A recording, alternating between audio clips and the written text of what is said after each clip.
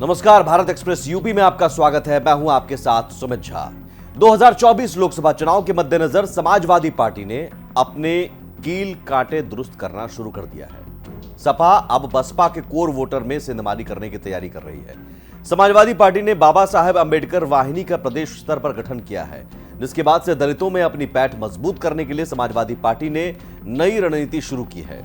उत्तर प्रदेश के प्रमुख विपक्षी दल समाजवादी पार्टी लोकसभा चुनाव के लिए संगठनात्मक स्तर पर पार्टी को मजबूत करने के साथ अन्य दलों के कोर वोटर में भी सेंधमारी करने की पूरी तैयारी कर चुकी है। जहां सवर्ण को साधने के साथ बीजेपी के कोर वोटर्स में सेंधमारी करने की सपा ने पहले ही रणनीति बना रखी थी, ऐसे में बाबा साहेब अंबेडकर वाहिनी का गठन कर समाजवादी पार्टी ने बसपा के लिए भी दिक्कतें बढ़ा दी हैं। समाजवादी पार्टी ने अंबेडकर वाहिनी को प्रदेश स्तर पर गठित करते हुए जिले स्तर पर दलितों को पार्टी से जोड़े जाने का अभियान शुरू किया है, जो कि बसपा के लिए एक बड़ी समस्या का सबब हो सकता है। समाजवादी पार्टी का कहना है कि बहुजन समाज पार्टी अब दलितों की आवाज उठाने में सक्षम नहीं है। ऐसे में जरूरी है कि समाजवादी पार्टी दलितों की आवाज को उठाए और उसी के तहत बाबा साहेब अंबेडकर वाहिनी का गठन किया गया है। समाजवादी पार्टी बाबा साहब भीमराव अंबेडकर वाहिनी का गठन कर दलितों में पैठ बनाने का एक पहल किया। अब जिसका परिणाम भी दिख रहा, बहुत बड़ी तादाद में दलित समाज के लोग समाजवादी पार्टी के साथ जुड़ रहे हैं। और बहुजन समाज पार्टी जब दलितों के हक की लड़ाई, दलितों के आरक्षण की लड़ाई लड़ पा रही है, ऐसे समय में समाजवादी पार्टी उनके लड़ाई को लड़ने के लिए इस वाहिनी का गठन की है और जो लगातार काम करके दलितों में अच्छी पैठ बनाने का काम कर रहा है। वहीं समाजवादी पार्टी के ऊपर जो भारतीय जनता पार्टी के लोग कर 1993 के लिए माफ़ी मांगनी चाहिए। भारतीय जनता पार्टी गुमराह कर रही है। भारतीय जनता पार्टी लगातार दलितों और पिछड़ों का आरक्षण खत्म करने की साजिश कर रही है। सारी सरकारी संस्थाओं का प्राइवेटाइजेशन कर रही है। इससे बचाने के लिए बाबा साहब भीमराव अम्बेडकर ने संविधान में प्रदत्त अधिकार दिया, उसको बचाने के लिए हम उनकी लड़ाई लड़ने के लिए लगातार काम कर रहे हैं और उनके हकों की रक्षा के लिए लगातार संघर्ष करते रहेंगे। वहीं राजनीतिक विशेषज्ञों और दलित चिंतकों का कहना है कि समाजवादी पार्टी दलित की कभी शुभ चिंतक नहीं हो सकती। दलित कभी भी सपा के एजेंडे में न थे, न होंगे। समाजवादी पार्टी के कार्यकाल में सभी को पता है किस तरीके से दलितों का उत्पीड़न किया जाता था।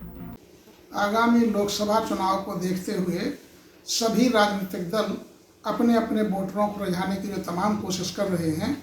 उसी कोशिश में सपा के द्वारा अंबेडकर वाहिनी बनाई गई है और उसके द्वारा वह भाजपा को जाने वाला दलितों का छिटका हुआ वोट तथा बीएसपी के कैडर वोट को लुभाने की कोशिश की जा रही है। यह कोशिश नाकाम रहेगी, क्योंकि सपा जब सत्ता में थी तो पदोन्नति में आरक्षण को वापस लेकर के दलितों का बहुत बड़ा नुकसान किया था। किसी भी झांसे में इस बार दलित आने वाले नहीं हैं। बीएसपी भी इंडिया गठबंधन का हिस्सा नहीं है। वह जमीनी स्तर पर अपनी रणनीति तैयार कर रही है और जो बीएसपी का कैडर वोट है वो कहीं भी छिटक के जाने वाला नहीं है तथा अन्य दलित जन जो कि किसी वजह से बीएसपी से नाराज हैं और उसको आकर्षित करने का यह तरीका सपा के द्वारा अपनाने की कोशिश की जा रही है। लेकिन मैं मानता हूं कि ना तो इस बार दलित मतदाता भाजपा के झांसे में आने वाला है और ना ही सपा के में। वह अपनी पार्टी बीएसपी के साथ ही प्रतिबद्ध होकर के वोट करने वाला है। बाबा साहेब अंबेडकर वाहिनी के गठन पर बीजेपी ने भी समाजवादी पार्टी को आड़े हाथ लेते हुए कहा कि समाजवादी पार्टी अगर दलितों की इतनी ही शुभचिंतक है तो उसे सबसे पहले 1993 के लिए सभी से माफी मांगने की जरूरत है। देखिए, समाजवादी पार्टी कितना भी ढोंग रचले, लेकिन उत्तर प्रदेश की जनता जानती है और खास करके अंबेडकर के अनुयायी जरूर जानते हैं कि समाजवादी पार्टी जब सरकार में आती है तो किस प्रकार की गतिविधि करती है।